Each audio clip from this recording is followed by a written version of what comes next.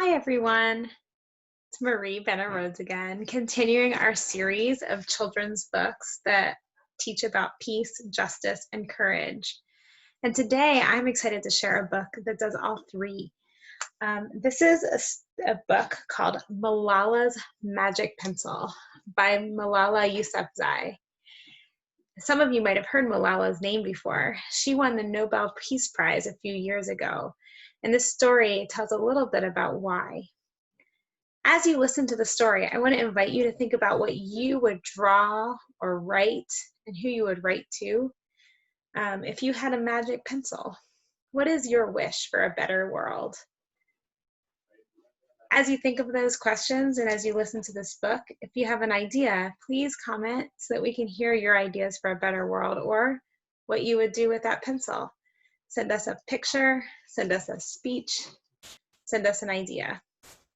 So here's the story, Malala's Magic Pencil.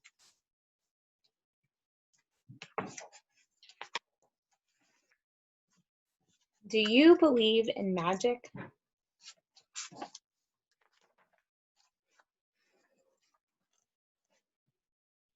When I was younger, I used to watch a TV show about a boy who had a magic pencil. If he was hungry, he drew a bowl of curry and it appeared.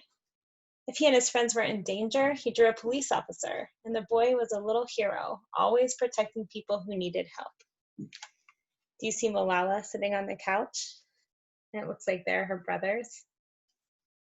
How I wanted a magic pencil too. If I had a magic pencil, I would use it to put a lock on my door so my brothers couldn't bother me. Stop time so I could sleep an extra hour every morning. Erase the smell of the trash dump near our house. And I would use it to make other people happy. I would draw the most beautiful dresses in the world for my mother and the best buildings in the valley for my father so he could open many schools where children could study for free. And I would make a proper ball so my brothers and I no longer had to play with an old sock stuffed with rubbish.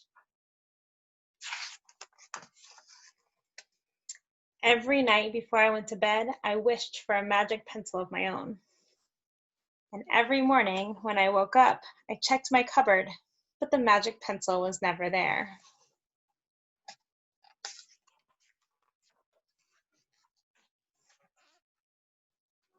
One day, I was throwing away potato peels and eggshells at the dump. I was wrinkling my nose and swatting away flies and making sure I didn't step on anything dirty in my nice shoes when I saw a girl about my age sorting trash into piles. Nearby, boys were fishing for metal scraps using magnets on strings.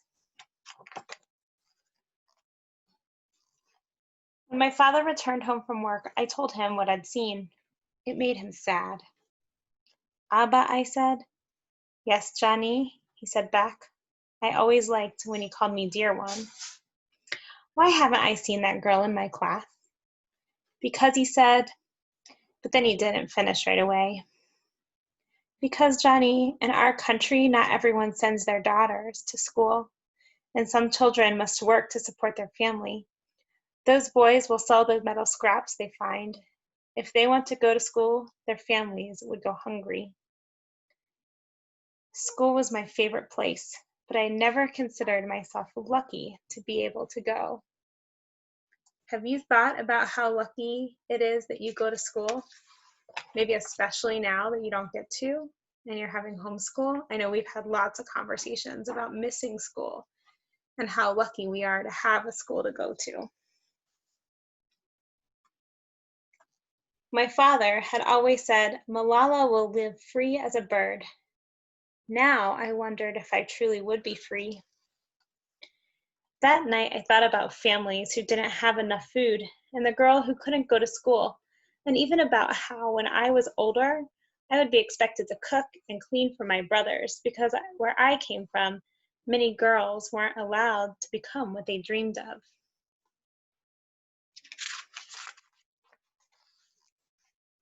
I knew then that if I had a magic pencil, I would use it to draw a better world, a peaceful world. First, I would erase war, poverty, and hunger. Then I would draw girls and boys together as equals. Over the next few years, instead of wishing for a magic pencil every night, I worked hard at school every day. I wanted to be one of the top students in my class. But soon, powerful and dangerous men declared that girls were forbidden from attending school. They walked the streets of our city now, and they carried weapons. One by one, girls stopped coming to school. Abba, where are all the students? They don't feel safe here anymore, Johnny. How could a few men stop all the girls in our valley from going to school?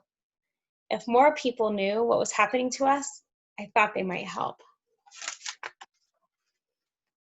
Wishing wasn't enough. Someone needed to speak out, and why not me? I wrote about what it felt like to be scared to walk to school, and how some of my friends had moved away because of the threat they faced in our city. I wrote about how much I loved school and how proud I was of my uniform. Once I started writing, I didn't stop.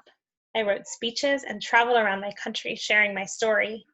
I even talked to a reporter from a famous international newspaper. People actually wanted to learn about my life. I spoke for all the girls in my valley who couldn't speak for themselves. My voice became so powerful that the dangerous men tried to silence me, but they failed.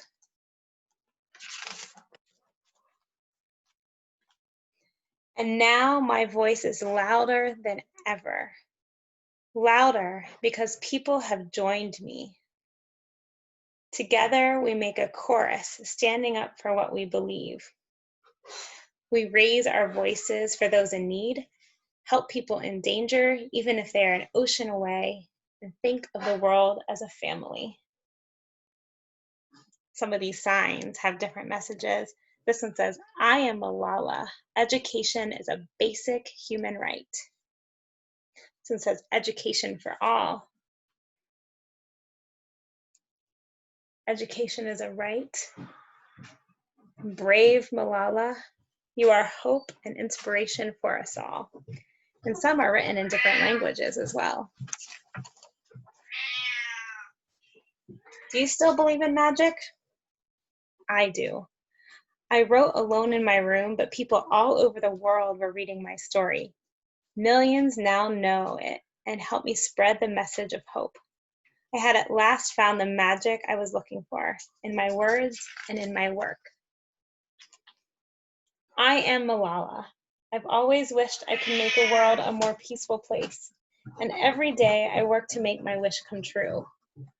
One child, one teacher, one book, and one pen can change the world. I would encourage you to look up Malala's story with a parent and learn more about her and what happened to her and what she's done. She's pretty inspiring. And again, I would really look forward to hearing some of your ideas of what you would do with a magic pencil. What would you draw? What would you say? And who would you say it to? And then write it or draw it and send it to that person. And send it to us too, so we can see what you are thinking about and what your wish is for a better world. Bye, everyone.